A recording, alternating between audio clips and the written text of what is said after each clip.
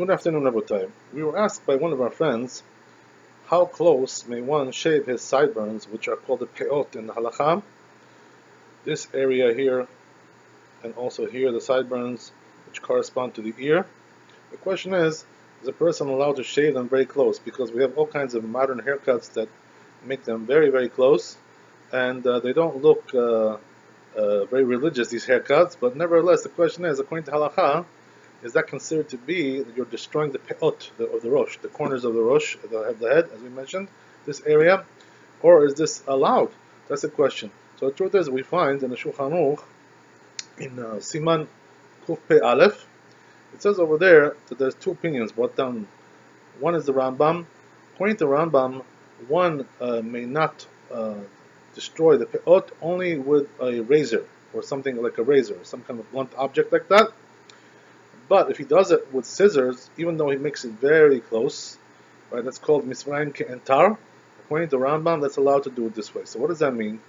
That would mean that the shaving machines that we have, the Norelcos and the Philips and the Remingtons and all these things, those shaving machines, even though they do get very close, but since according to the accepted custom, this is considered to be like scissor action. Why is that? Because we have the blade which is under the reshet, we have the blade which is under the screen, and that blade circulates. There's several blades over there. Could be also, there's all kinds of systems.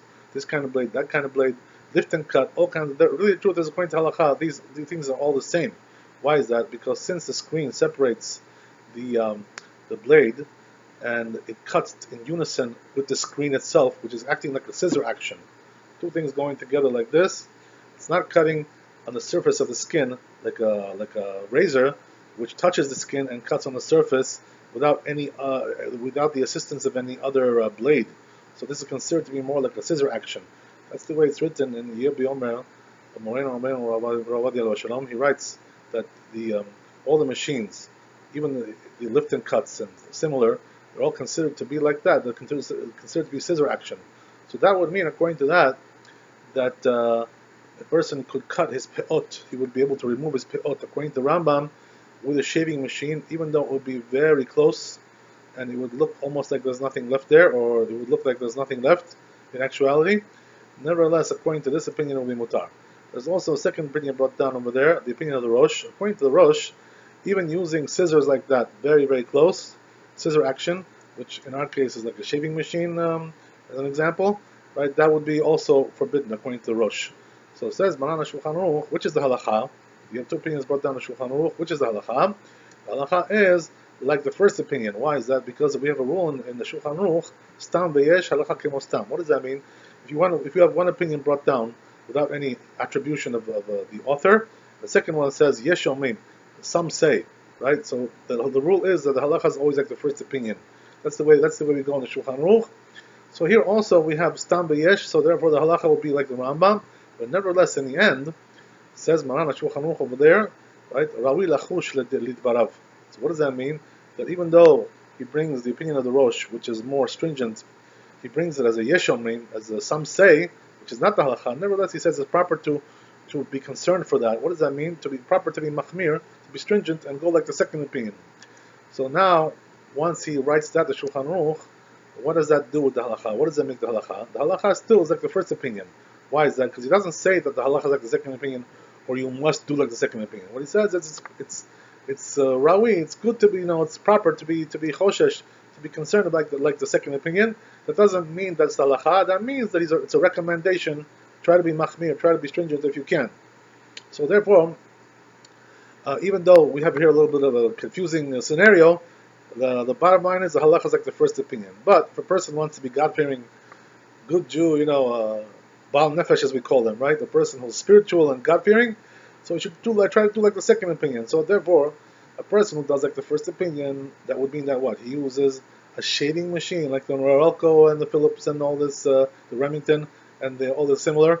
He uses one of those.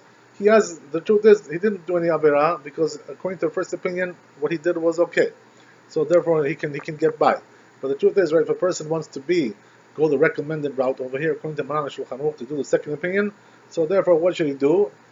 Try not to use a shaving machine. Instead, use what? Like a trimmer, like the one in the back of the shaving machine. one of those trimmers, or if you have also a hair cutting machine, which also is the same thing pretty much like a trimmer. One is a little bit better than the other, but pretty much they do the same thing. What does that mean? That since these machines, the trimmer and the hair cutting machines, they do leave a stubble. They don't shave smooth, so therefore there's still something left over.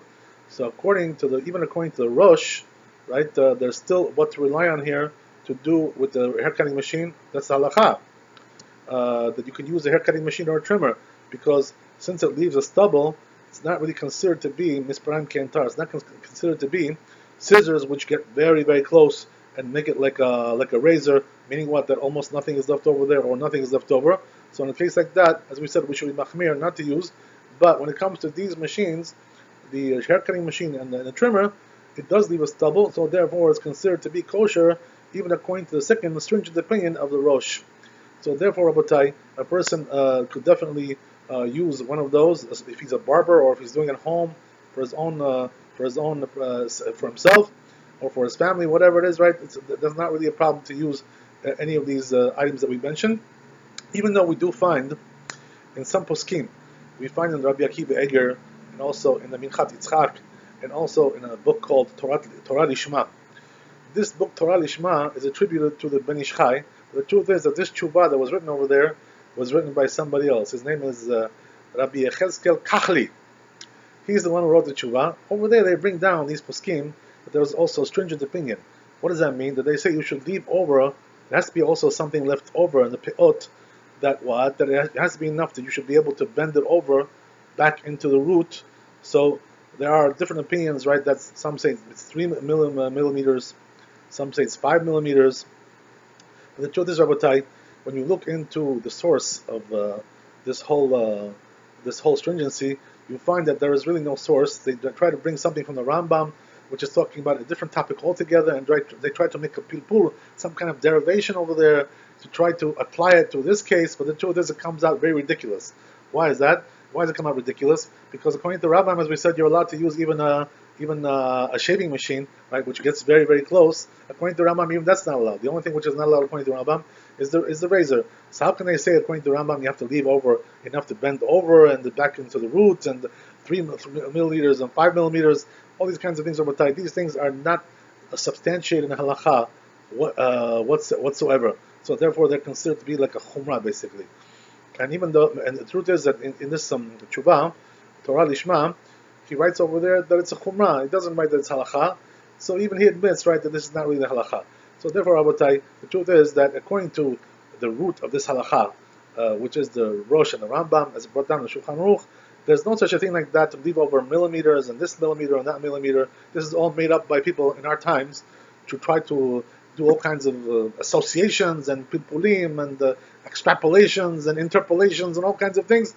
These things do not stand in halakha. They're all not correct according to halakha, because they don't stay with the original idea of the opinions of the Rishonim, the Rosh and the Rambam. They deviate and they try to take from elsewhere and try to bring it over here and to pass it over there. This is not the way that we pass in halakha, Rabotai. This is a distorted and convoluted way of deriving the halakha. So therefore, Rabotai, the halakha is, as we said, that whether you're a barber or you're doing it at home, whatever it is, you can use a hair cutting machine or a trimmer to take off the peot, even though it comes very, very close and it looks like almost like there's nothing left there, but there is a stubble left over. Since there's a stubble left over, it's kosher.